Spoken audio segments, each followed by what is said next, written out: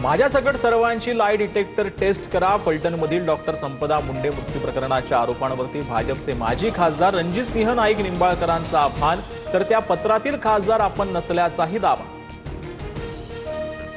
महिला डॉक्टरच्या इतर माझ्यांवरच्या सर्व आरोपांमागचे रामराजे निंबाळकरच मास्टर माइंड। फडणवीसांनी क्लीन चिट दिल्यानंतर निंबाळकरांची पहिल्यांदाच सविस्तर भूमिका, सारे आरोप फेटाळले। आरोपांबाबतच्या जाहीर पत्रकार परिषदेत रणजित निंबाळकरांना समर्थकांकडून दुग्धाभिषेक, निंबाळकरांना अश्रुनाळावर ढसाढसा रडले। फलटणच्या पोलीस स्टेशन बाहेर सुषमा अंधारेंचा ठिय्या। डॉक्टर संपदा मुंडे मृत्यू प्रकरणात अंधारेंचा निंबाळकरांवर आरोप, पोलीस नाही तर न्यायमूर्तींद्वारे एसआयटी चौकशी करण्याची मागणी। सरकार जेनझीला घाबरलंय, निवडणूक आयोग कुणाची नोकरी करतंय हे हळूहळू लक्षात येतंय। मतदारांसाठी 1 जून ही कट ऑफ डेट ठेवल्याचा मुद्द्यावरून उद्धव ठाकरेंचा निशाण।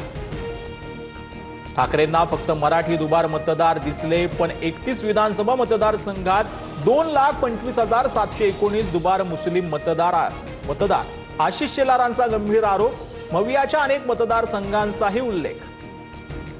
फडणवीसांना पप्पू ठरवल्याबद्दल शेलारांचे आभार, मवियासोबत निवडणूक आयोगाविरोधात कोर्टात या। उद्धव ठाकरेंनी डिवचलं, शेलार आणि फडणवीस यांच्यात वाद असल्याचाही टोला।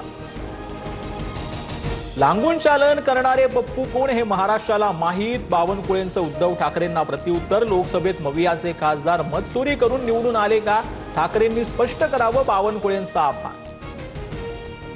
मराठी माझी आई तर हिंदी माझी मावशी, आई मेली तरी चालेल मात्र मावशी जगली पाहिजे।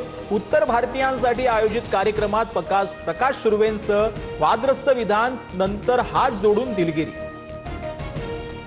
मुख्यमंत्री फडणवीस महाराष्ट्राचा गायपट्टा करण्याच्या तयारीला, फडणवीसांच्या मित्रांकडून छुपा अजेंडा चालवला जातोय। मराठीवरून सुर्वेंच्या वादग्रस्त विधानानंतर हर्षवर्धन सकपाळांची टीका। रोहित आर्या प्रकरणात दीपक केसरकरांचा गुन्हे शाखा जबाब नोंदवणार। सरकारनं पैसे थकवल्याचा आरोप करत रोहितनं केसरकरांशी बोलण्याची केली होती मागणी, मात्र केसरकरांनी बोलण्यास नकार दिला होता। माझ्या विरोधात तक्रार करणाऱ्या भाजपच्या राजेश दाभोळकरांवरती अब्रूनुकसानीचा दावा ठोकणार, न्यायासाठी काम करणार। सनद रद्द केल्यानंतर असीम सरोदे भाऊक, 12 ऑगस्टची नोटीस आता पाठवल्याचा आरोप।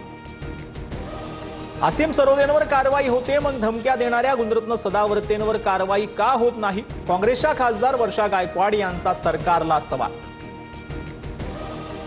शिरूरमधील चिमुकल्यांवरती हल्ला करणाऱ्या बिबट्याला गोळ्या घालण्याचे आदेश, बिबट्याला ठार करण्यासाठी वनविभागाच्या 5 टीम तैनात।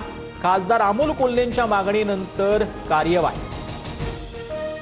निवासी विद्यालयात शिपायाकडून गतिमंद विद्यार्थ्यांना बेदम मारहाण, छत्रपती संभाजीनगरच्या मांडकी गावातील घटना, दोन्ही कर्मचाऱ्यांचं निलंबन, गुन्हा दाखल।